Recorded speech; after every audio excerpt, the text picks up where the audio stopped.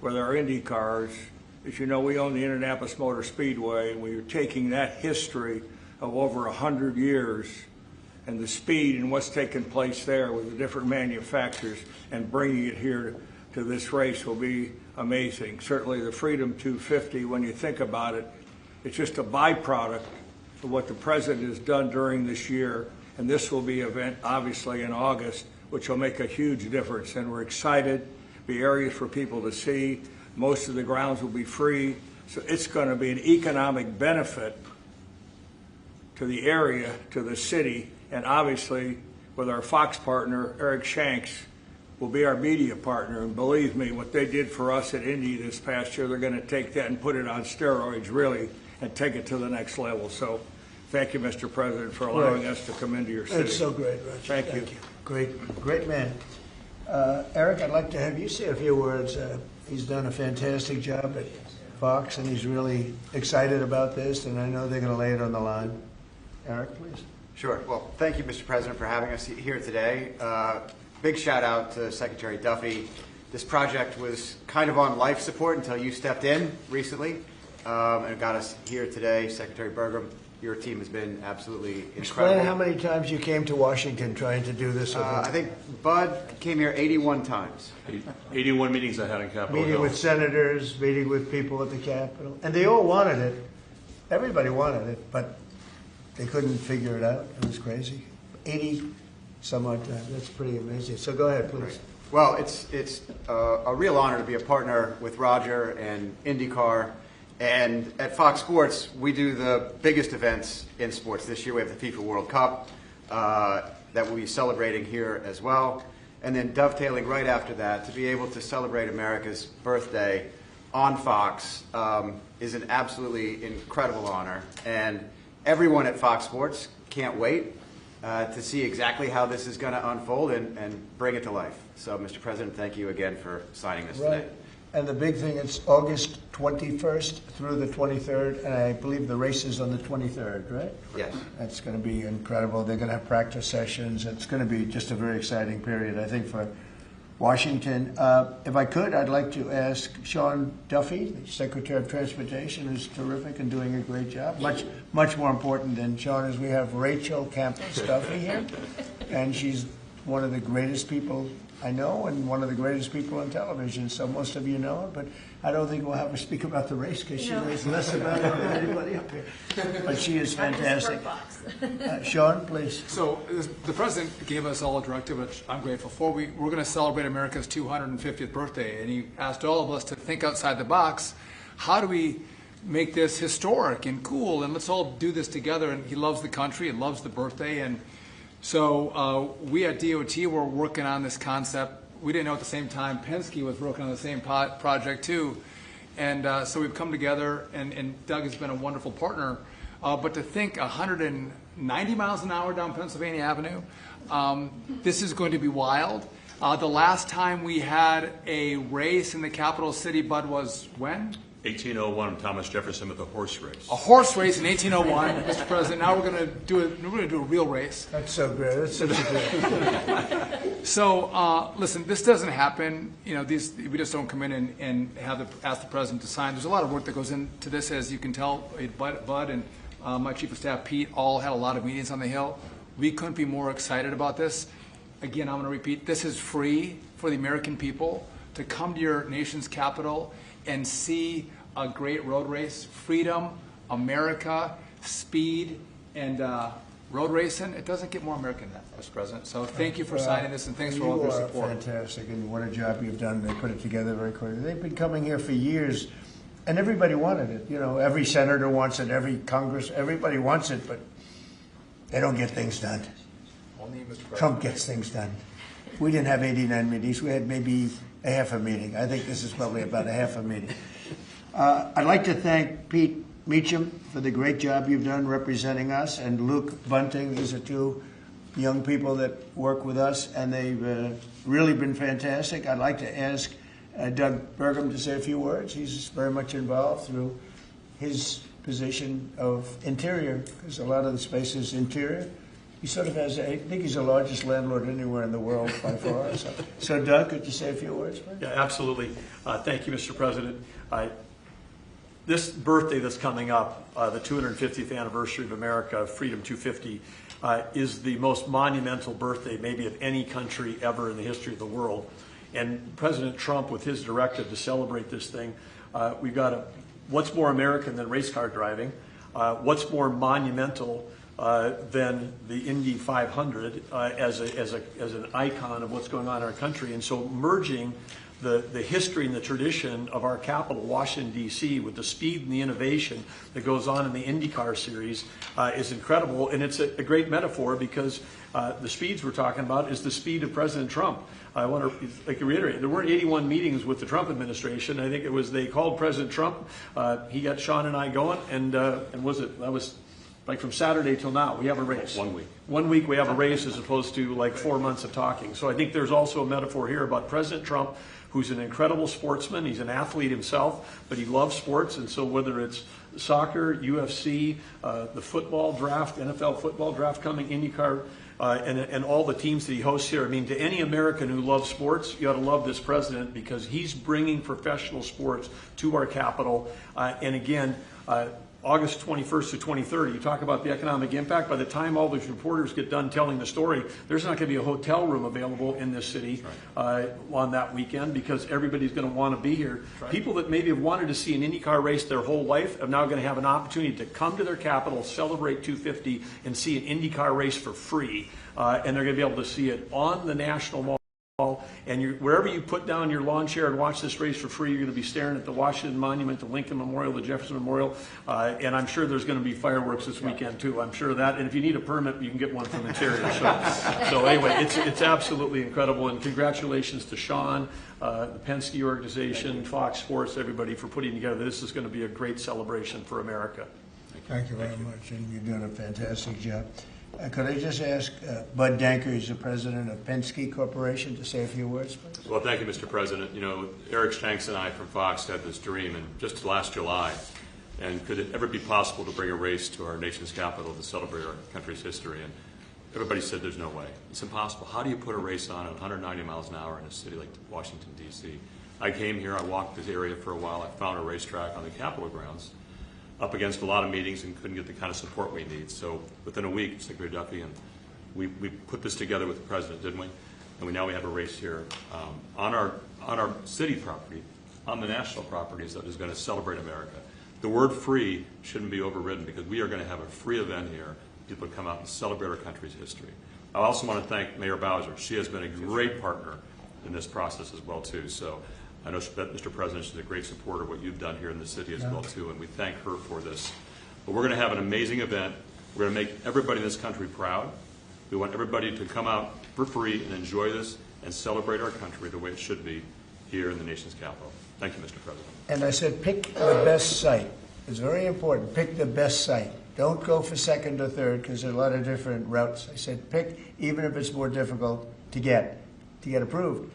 Pick the absolute best site. And they were actually looking at another site, and when I said that, they said, well, the best site is this site, the site we're doing.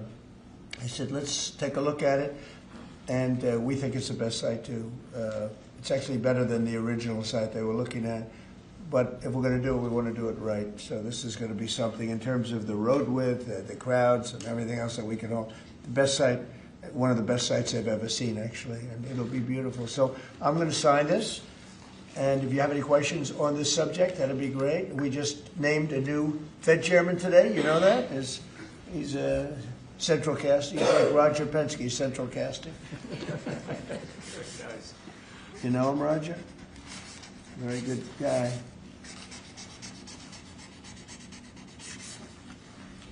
Roger, no auto pen. I didn't use an auto pen. Here, Roger, take that. I will. Awesome. Thank you. Thank you.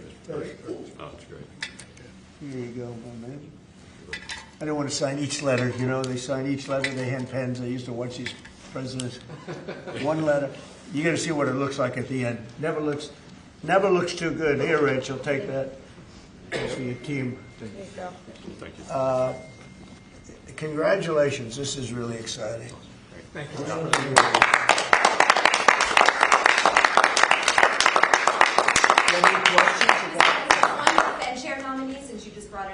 Did Kevin Warsh commit to you that he will push to cut interest rates if he is confirmed? No, but we talk about it, and I've been following them, and I don't want to ask him that question. I think it's inappropriate, probably. It probably would be allowed, but I want to keep it nice and pure. But he certainly wants to cut rates. I've been watching him for a long time. Senator Thomas Tillis. Did you have any concerns about his hawkish history of pushing for rate hikes? He's going to want to do the same thing. I think that, yeah, I've had times when I think you've had to really have rate hikes too. But he's very smart, very good, strong, young, pretty young, and I think he's going to do a good. I mean, he was the central casting guy that people wanted. Kevin was great. I tell you what, I met numerous people. Every one of them were fantastic, really fantastic. I wanted to keep Kevin here, and I thought that I called Kevin 1, Kevin 2. And we have, I said, it's going to be a Kevin, but Kevin really has been fantastic at the White House. You all know him, you know him very well. And so we have Kevin W. Are you concerned, Mr. President, about the confirmation hearings? We've heard No. Senator Tillis. No. You think with the DOJ investigation that's going on? This is, in the whole country, I would say that this was the perfect candidate. This was not a surprise or anything. This was the man that's most qualified. Top student, best schools, everything was like perfect. Youngest person ever to serve on the Fed. Got the whole package. Looks don't mean anything, but he's got the look, right? Roger, looks don't mean anything, but if they have the look, it's okay. But he's got the whole package, and I think he's going to do a great job, and he loves the country. Mr. President, why are you Yeah, wait. Speak to Please, in the back, yes. Are you giving Iran any kind of deadline to make a deal before potentially taking Only military they action? know for sure. Have you communicated that to them Yeah, directly? I have. Mr. President, do you have a timeline for when you're going to pull back potentially the federal presence there? No, we'll see how it all works out. They have to float someplace. They might as well float near Iran. But it's a rough situation going on. So I stopped 837 people, as you know, last week from being hung. They were going to hang 830. It was all set. And I mean, I'm looking at the people behind me. They say, "What kind of racing's a lot nicer than that?" They were going to hang 837 people, and I told them, if you do it, you're going to pay a price like nobody's ever paid before. They pulled back. I appreciated that. But a lot of people are being killed, so we'll see what happens. I can say this, they do want to make a deal. Mr. President, Virginia, actually. Virginia flipped the governors here, and now they're looking at 50 proposals to increase taxes. What do you think about that? Well, I think it's terrible. I think a lot of people will leave Virginia.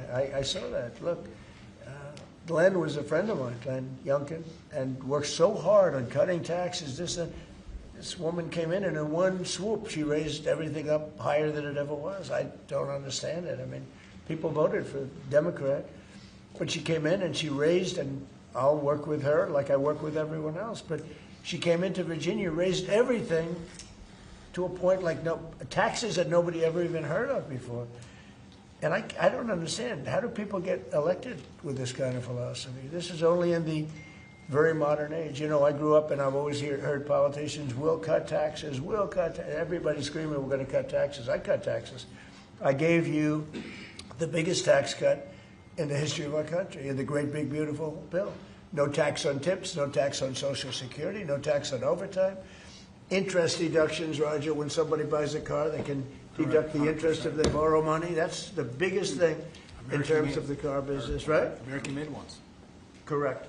So we have, I give tax cuts and they give tax increases. I don't know how they get elected. They get elected because they cheat. You want to know the truth? If they didn't cheat, they'd have no chance. They have horrible policy. Transgender for everyone. They have the little thing about open borders so that the world's prison population and mental hospitals can be emptied into our country. It's just a crazy... Men playing in women's sports. Roger, are you a fan of men playing in women's sports? Only as a bettor. You'd like to bet. You're not a big fan. I don't think so. I don't want to get him in trouble, but I think he joins in 99%. They say it's an 80-20 issue. I think it's maybe 99. It's 99-1. Mr. President, why are you saying this administration the IRS? Why are you suing? Who are you with? I'm with ABC News. You're a loud person, very loud. Let somebody else have a chance. Can you answer the Wait a question? minute. Why are you suing ABC fake, IRS? ABC fake news. You're suing. Go ahead. I Can didn't you call answer? on you. Go ahead, please. Go ahead. Go ahead. Yeah. Do you think the upcoming ABC, talks, by the way, is truly one of the worst. Go do you ahead. think the upcoming talks between Russia and Ukraine stand a chance without Yeah. U.S. envoy Witkoff and Jared Kushner there? I think they stand a chance. We've been trying. I've ended 8 wars. All of them I thought were going to be maybe tougher than this one. But Zelensky and Putin hate each other, and it makes it very difficult. But I think we're getting very close to getting a settlement. Hundreds of thousands of people, mostly soldiers, have been killed. Last week they lost 29,000 people. Last month they lost 29,000 soldiers. Can you believe that, fellas? 29,000. You lose one race driver, and it's a big deal. 29,000 soldiers in 1 month. 27,000 the month before. I think that, I think that we have a good chance of getting it settled. Yeah, ma'am, please. Mr. President, on the Warsh nomination, what is your strategy for getting past the hold that Senator Tillis has on this process? He said he won't allow. Well, that's that kind of thinking is why he's no longer a senator. He's going to be out of office. It's too bad. I always liked Senator Tillis actually, but he did some things that were not smart. And whatever. I mean, if he doesn't approve, we'll just have to wait till somebody comes in that will approve it, right? So that's it. But I saw that. He wants to be an obstructionist. But we have a lot of obstructionists. I've had a lot. And we've created the best presidency maybe ever. Yeah. If Iran doesn't make a deal, is your plan to replicate there what you just did in Venezuela? I don't want to say that. I don't want to talk. I don't want to talk about anything having to do with what I'm doing militarily. But we have a tremendously powerful fleet there. We have the most powerful ships in the world. We have the most powerful military by far in the world. We showed that on numerous occasions. I rebuilt the military in my term. If I didn't, I wouldn't, I think, be able to say that. But I rebuilt the military, the entire United States military in my first term. And now we're building it bigger, better, stronger than ever before. I'm adding to it. We're adding something called a battleship. You would find this interesting. The old-fashioned, beautiful battleships? And we're adding up to 25 of them. Each battleship is 100 times more powerful than the battleships of the 1940s, those big, powerful ones with the guns, because of what the ships carry. But we're going to build 10. And then we'll see how we like them, and we're going to go and do another 15 after that. It could be up to 25 battleships, 100 times more powerful. Can you imagine that? And it's peace through strength. We don't want to use them, but if we have to use them, we will. Mr. President, on the Fed, should the DOJ continue with its investigation into Jay Powell? That seems to be a sticking point for Senator Tillis. Well, he's got a building that, I build buildings, and I build them under budget, ahead of schedule. I build them, but they're within reason always. And this is a small little complex that's costing billions of dollars, most expensive job per square foot ever built. And it's a little complex. It's a little Fed complex. I built the hotel on Pennsylvania Avenue, and I built it for around $200 million. And it's bigger than that. They're spending many times that amount to do a renovation of a building. I've heard numbers as high as $4 billion. $4 billion to build a building. I could have renovated that building and fixed it up, made it beautiful for $25 million. They're going to spend close to $4 billion on it.